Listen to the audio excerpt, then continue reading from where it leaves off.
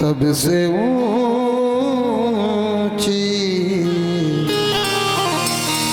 प्रेम सगाई, सबसे ऊंची प्रेम सगाई, सबसे ऊंची प्रेम सगाई, सबसे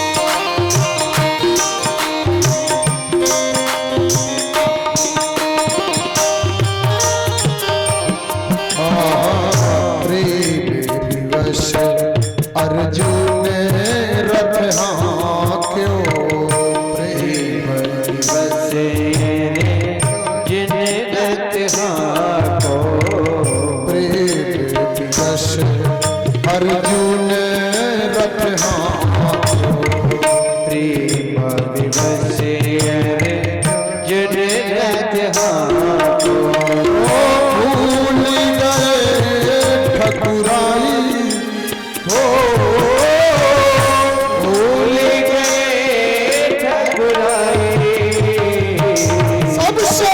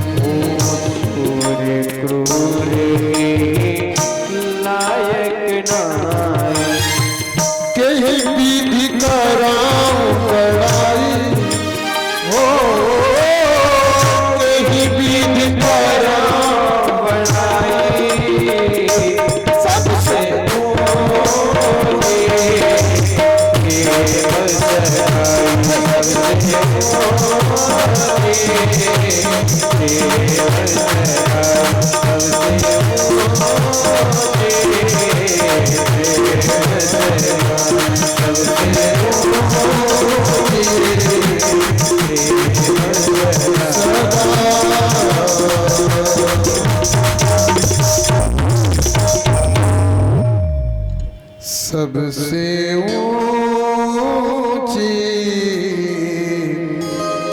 प्रेम सगा दुर्योधन की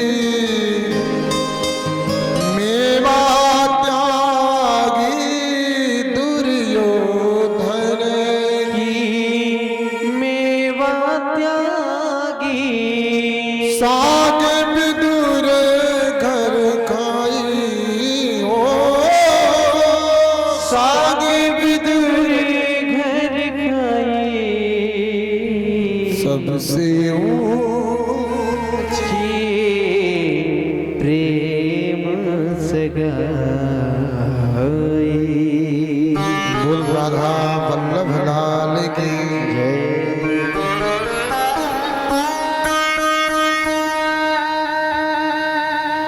विदुर जी बाजार से माखन मिश्री लेकर के आए थे।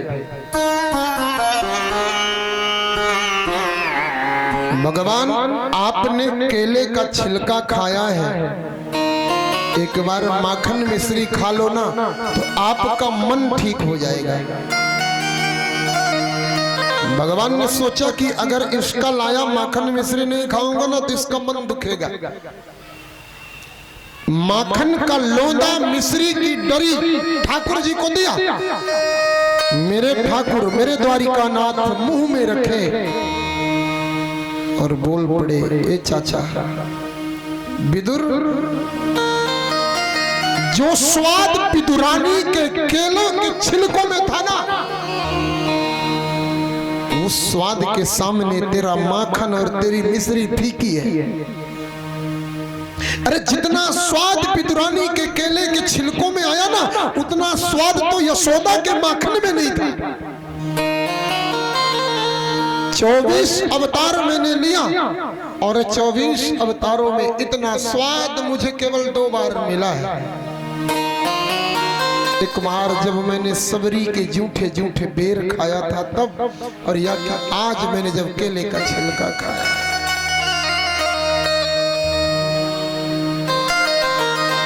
ये प्रेम है।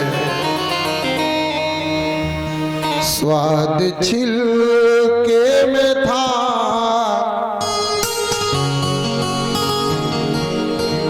स्वाद छिलके में था, स्वाद कूदे में ना, स्वाद छिलके में था, तेरे गोदे में ना।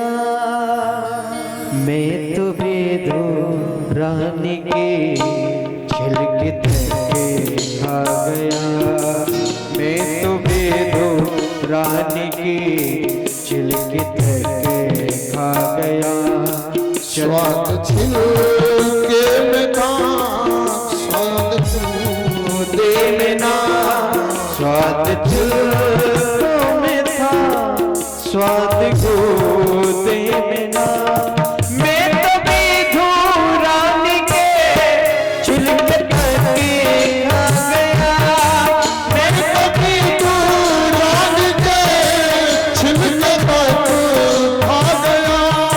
चतुराई जिसने की उसको मैं ना मिला।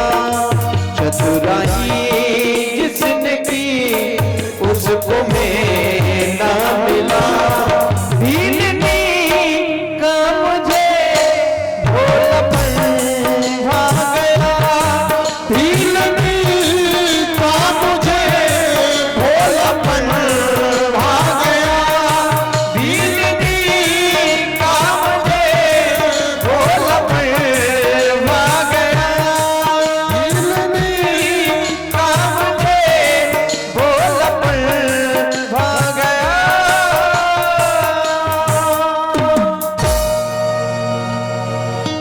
जो स्वाद छिलके में था वो स्वाद गूदे में नहीं था।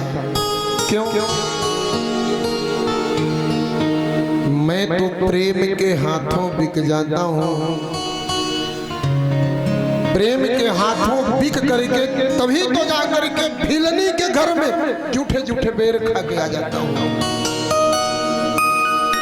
मेरे श्याम सुंदर ने विदुर जी के ऊपर कृपा किया।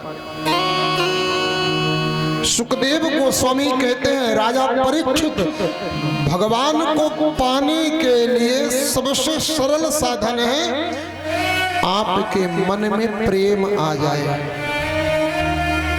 फिर भगवान आपसे दूर नहीं हो सकता। विदुर जी ने बड़ा सुंदर प्रश्न किया, प्रभु आत्म तत्व का ज्ञान अगर मैं चाहूं तो कहां मिलेगा? बोले किसी सच्चे संत की शरण में जाओ। विदुर जी की मैत्रेय ऋषि से भेंट होती है।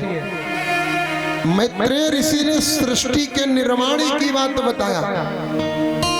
सबसे पहले नारायण, नारायण से ब्रह्मा, नारायण से कमल, कमल से ब्रह्मा, ब्रह्मा के 4 पुत्र हुए, सनक, सनंदन, सनातन, सनत कुमार महाराज। आगे चल करके इन्हीं से पुलस्त, अंगिरा, पुलह, अत्रि, करदम इत्यादि पुत्रों का जन्म होता है।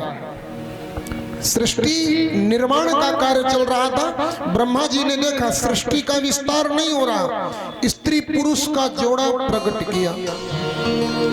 सबसे पहले मनुष्य रूपा, जिनते भई नर सृष्टि अनूपा। मनु और शत्रुपा को प्रकट किया। मनु शत्रुपा को आदेश दिया, आप संतान उत्पत्ति करो। महाराज हम संतान तो पैदा करेंगे, रहेगी कहाँ? बोले क्यों? बोले पृथ्वी तो है ही नहीं। पृथ्वी को चुरा करके हिरण्यक्ष ले जा चुका है। उसी समय ब्रह्मा जी को चिंता हुई। ब्रह्मा जी के नाक से बोले पारा है भगवान की जय। बारह भगवान प्रकट हुए, समुद्र को चीरते हुए रसातल में गए, पृथ्वी की स्थापना किया। मनु महाराज से 5 संतान हुए। प्रियव्रतोत्तान पादो, तिस्र कन्याश्च भारत। आकूति देवहूतिश्च प्रसूति रीति कन्यका। 3 बेटियां हुई, 2 बेटे हुए। आकुति का विवाह रुचि प्रजापति के साथ में हुआ, जिनसे यज्ञ नारायण दक्षिणा महारानी का प्रकट होता है। देवहूति का विवाह करदम ऋषि के साथ में हुआ, जिनसे भगवान कपिल देव का प्रकट होता है। प्रसूति का विवाह दक्ष प्रजापति के साथ में हुआ, जिनसे 16 कन्याएं हुई। श्रद्धा, मैत्री, दया, तुष्टि, पुष्टि, क्रिया, उन्नति, बुद्धि, मेधा, दीक्षा, हरि, लज्जा, 13 कन्याएं ये हुई। इनका विवाह धर्म के साथ में हुआ। 14वीं कन्या का नाम होता स्वाहा। स्वाहा का विवाह अग्नि के साथ में हुआ। 15वीं कन्या का नाम स्वधा। स्वधा का विवाह पितरों के साथ में हुआ। 16वीं कन्या का नाम सती। भगवती सती का विवाह महादेव के साथ में हुआ। 2 बेटे प्रियव्रतोत्तान पादौ। सबसे पहले उत्तान पाद के वंश का वर्णन किया। उत्तान पाद, उत्तान पाद का अर्थ होता है उत्तानम पादः यस्य सा उत्तान पादा। जो व्यक्ति घमंड के कारण उल्टा चलना शुरू कर दे, अहंकार में आकर के जो व्यक्ति उल्टा चले वही उत्तान पाद है। उत्तान पाद की शादी हुई सुनीति के साथ में। सुनीति कौन है? सुष्ठु नीति यस्य सा सुनीति। जिसकी नीति सुंदर है वही सुनीति है। सुनीति से बड़ा सुंदर पुत्र हुआ। इस पुत्र का नाम होता है ध्रुव। दुर्भाग्य जगह उत्तान पाद ने दूसरी शादी कर लिया और दूसरा विवाह सुरुचि के साथ में किया। सुरुचि आते ही घर में कलह करने लग गई। मुझे अगर राजमहलों में रखना है तो मेरी सौतन को घर से निकाल दो। जब ध्रुव जी की उम्र केवल 6 माह थी, 6 माह के नन्हे से बेटे को लेकर के सुनीति को घर से निकाल दिया गया। जाकर के जंगल में अपना जीवन यापन करती है। खाने के लिए अनाज जाता था, मना कर दिया सुरुचि ने, मेरी सौतन को अनाज नहीं जाएगा आज से, केवल जौ जाएगा, जौ। पीने के लिए पानी नहीं, गोमूत्र। गोमूत्र से दलिया पकाती, जौ की खुद खाती, बेटे ध्रुव को खिलाती। धीरे धीरे महाराज ध्रुव जी की उम्र बड़ी होने लगी। इधर सुरुचि के भी एक बेटा हुआ। इस बेटे का नाम होता उत्तम। महाराज ध्रुव जी इतने बड़े हो गए, बच्चों के साथ खेलने जाने लगे। एक दिन बच्चों ने पूछ लिया, क्यों ध्रुव, तेरे पिता का नाम क्या है? ध्रुव जी को पिता का नाम नहीं मालूम। दौड़े दौड़े आए, माँ के पैर पकड़ा, माँ मेरा पिता कौन है? माँ ने कहा, कैसे प्रश्न करता है, दूर हट। नहीं माँ, आज तो बताना पड़ेगा मेरा पिता कौन है। सुनीति अंतिम में हार करके बाल हट के सामने बताती है, बेटा तेरा पिता इस राज्य का राजा है। ध्रुव जी तुरंत उसी समय अपने पिता से मिलने के लिए गए, यह पूछने के लिए कि मेरी माँ ने कौन सा अपराध किया है जो मेरी माँ जंगल में रहती है। उत्तान पाद राज सिंहासन पर बैठा था, उसकी गोदी में एक बेटा खेल रहा था, उसका नाम था उत्तम। ध्रुव जी दौड़े दौड़े गए, पिता पिता करके दौड़ पड़े। उत्तान पाद के मन में करुणा जाग उठी, दया जाग उठी। उत्तान पाद ने पकड़ लिया, पकड़ करके अपनी गोदी में बैठा लिया। ये बात देख रही थी ध्रुव की सौतेली माँ सुरुचि। तुरंत आई, आकर के ध्रुव को उठाया, उठा करके जमीन पर पटक दिया। पिता की गोद में बैठना है, जा जाकर के जंगल में भगवान की तपस्या कर। जब भगवान खुश हो जाए तो भगवान से कहना, मुझे मेरी सौतेली माँ की कोख में डाल दो। सुरुचि की कोख कोख में डाल दो। जब तू मेरे गर्भ से जन्म लेगा तब तू पिता की गोद में बैठने के लायक बनेगा। जाकर के जंगल में भगवान का भजन कर। ध्रुव जी रोते रोते माँ के पास आए, माँ के चरणों में प्रणाम किया। माँ कहती है बेटा इसीलिए नहीं बता रही थी तेरा पिता कौन है। तेरी माँ ने क्या कहा बेटा? बोले मेरी माँ ने कहा है अगर तुझे पिता की गोद में बैठना है तो जाकर के पहले भगवान का भजन कर। जब भगवान खुश हो जाए ना तो भगवान से वरदान मांग लेना, मेरी कोख में आना, फिर पिता की गोद में बैठने का अधिकारी होगा।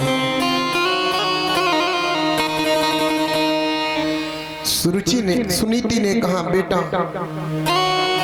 एक काम कर, एक बात उस माँ की मान ले, एक बात इस माँ की मान ले। सुनीति कहती है तेरी माँ ने कहा है जा भगवान का भजन कर, ये बात तू उस माँ की मान ले। उसने कहा पिता की गोद मांग लेना भगवान से। बेटा मैं कहती हूँ जब तेरे सामने भगवान खड़ा हो जाए ना तो एक काम करना, भगवान से पिता की गोद मत मांगना, भगवान से परम पिता की गोद मांग लेना, जगत पिता की गोद मांग लेना। नन्हा सा बच्चा रोते रोते, ये भक्त की गति होती है, प्रेम की गति होती है। चल पड़े ध्रुव जी श्री राधा रानी का नाम स्मरण करते हुए, श्री किशोरी जी का नाम स्मरण करते हुए।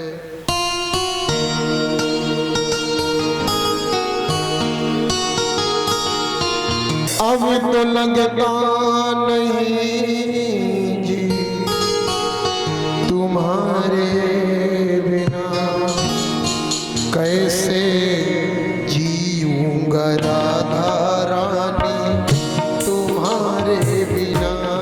कैसे जीऊंगा राधा रानी तुम्हारे बिना, कैसे जीऊंगा राधा रानी तुम्हारे बिना।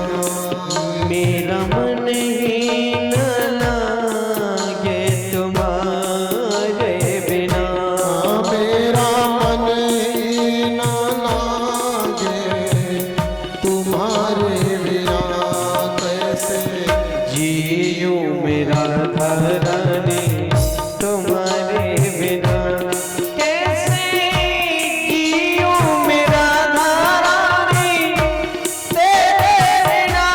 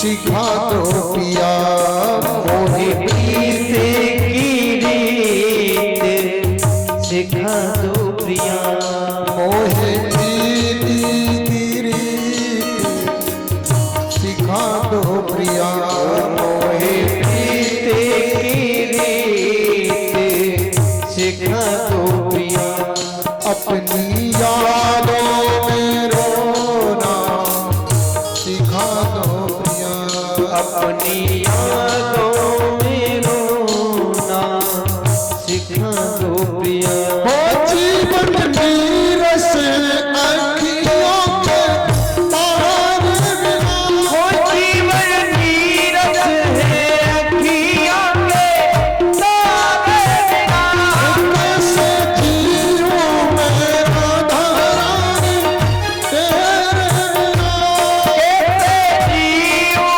मेरा नारायण तेरे बिना मेरा मन ही न लागे तुम्हारे बिना मेरा तुम्हारे बिना हो कैसे जीऊं मैं मेरा नारायण तेरे बिना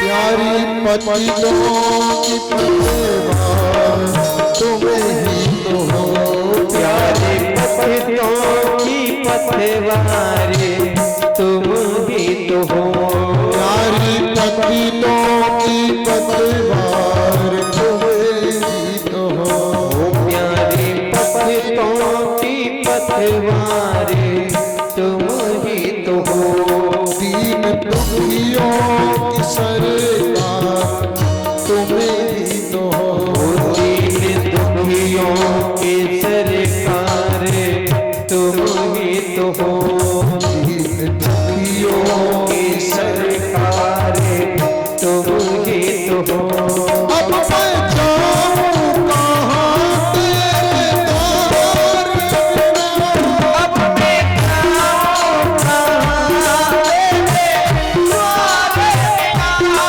कैसे जीऊं मैं राधारानी तेरे बिना कैसे जीऊं मेरा रानी तेरे बिना मेरा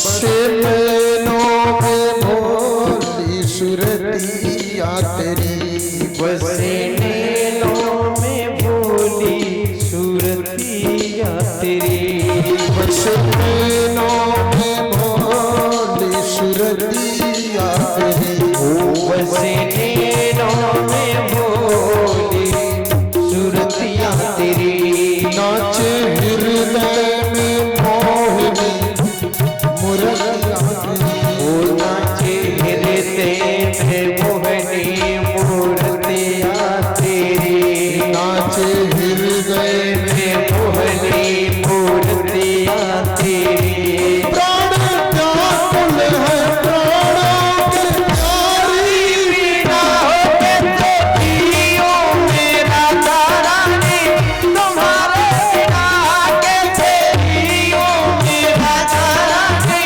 तेरे बिना मेरा मन ही न लागे तुम्हारे बिना, ओ मेरा मन ही न लागे तुम्हारे बिना, न लागे तुम्हारे बिना, मेरा मन ही न लागे तुम्हारे बिना, कैसे जियो मेरा तारानी, तेरे बिना कैसे जियो मेरा तारानी, तेरे बिना कैसे जियो मेरा तारानी, तेरे बिना कैसे जियो मेरा तारानी, तेरे बिना मेरा मन ही न लागे तुम्हारे बिना, मेरा मन ही न लागे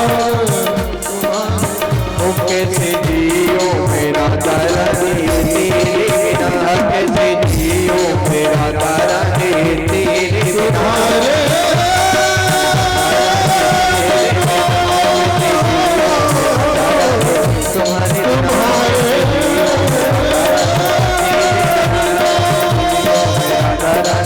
तेरे बिना। बोल राधा रानी सरकार की, श्री लाडली लाल की जय।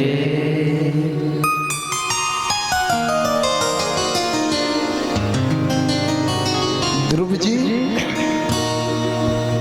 भगवत आराधना के लिए निकल गए।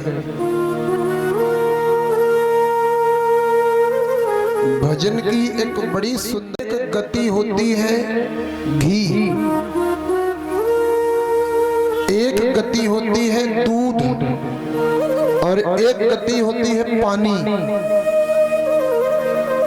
जो भजन लड़कपन में किया जाता है उसे घी की गति कहते हैं।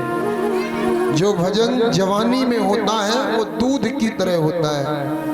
जो बुढ़ापे में होता है वो पानी की तरह होता है। भजन लड़कपन में होना चाहिए। नन्हा सा ध्रुव भगवत आराधन के लिए निकला। ये कोरा कपड़ा है, इसमें ना छल का दाग है, ना कपट का दाग है, ना ईर्ष्या का दाग है, ना द्वेष का दाग है, ना मोह का दाग है, कुछ भी नहीं, निर्मल। यमुना के किनारे जाकर के मधुवन में ध्रुव जी महाराज खड़े हो गए। हाथ जोड़ करके भगवान का ध्यान करने लगे। ध्यान से सुनिएगा, आंख बंद करके खड़े हुए भक्ति में ना तो 3 दिन में आंखें खुली। 3 दिन में, 3 दिन में जब आंखें खुली ना तो कपित्थम बदिरासन, जंगल में जो फल मिलते हैं वो फल खा लिया, कंदमूल खा लिया, फिर समाधि में खड़े, फिर 3 दिन बाद आंखें खुली। नारद जी ने गुरु मंत्र प्रदान किया था, उस मंत्र राज का जाप कर रहे हैं। 3 दिन में समाधि खुलती है। ऐसा करते हुए 1 महीना बीत गया। दूसरा महीना लगा ना तो 6 दिन आंख नहीं खुली, ध्यान में लगे रह गए। जब 6वें दिन नेत्र खुले ना तो 6वें दिन शुष्क पर्णादि भी सहा, षष्ठे षष्ठेर्भके दिने। महाराज दूसरे महीने में 6 दिन में आंखें खुलती, सूखे पत्ते खाते थे, केवल सूखे पत्ते सूखे फल, और फिर समाधि में बैठ गए। 2 महीना बीत गया, तीसरा महीना चला। तीसरे महीने में 9 दिन में आंखें खुली हैं। 9 दिन में केवल जब आंखें खुली ना तो पानी पी लिया, फिर आंख बंद करके बैठ गए। 3 महीना बीता, चौथा महीना लगा ना तो 12 दिन में आंखें खुली। केवल 12 दिन में आंखें खोला तो सांस ले लिया, और सांस, एक श्वास को रोका तो 12 दिन तक आंखें नहीं खुला। हवा भी लेना बंद। 5वां महीना लगा तो श्वास भी लेना बंद हो गया। आंखें बंद, नेत्र बंद, भगवत आराधन में मगन, ध्यानावस्था। जब ध्रुव जी ने सांस लेना बंद किया ना तो देवताओं की सांस की गति रुक गई। देवता लोग हड़बड़ाए, भगवान के पास गए, प्रभु इस समय सांस लेने में तकलीफ होती है। भगवान ने कहा मेरा नन्हा सा भगत भक्ति में बैठा है, साधना में बैठा है, इसलिए। देवताओं ने कहा प्रभु जाए जाकर के दर्शन दे।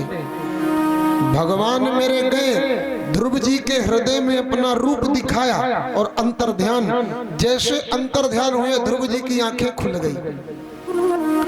जो छवि मन के अंदर देखा था वो सामने खड़ी है। सामने भगवान खड़े, सामने ध्रुव जी खड़े। ना वो बोले ना ये बोले, ना ये बोले ना वो बोले। भगवान सोचे कि भक्त के सामने आया हूं, शायद पैर छुएगा, आरती करेगा। ध्रुव जी ने तो नमस्कार भी नहीं किया, ध्रुव जी ने प्रणाम भी नहीं किया। बहुत देर तक मौन खड़े रहे। क्यों? क्योंकि नन्हे से बच्चे को ये मालूम नहीं है ना कि भगवान को कहना क्या है। भगवान ने अपना वेद रूपी शंख ध्रुव जी के कपोल से लगाया। जैसे शंख मुंह में लगा ध्रुव जी के, वेदवाणी निकल पड़ी। योऽन्तः प्रविश्य मम वाचमिमां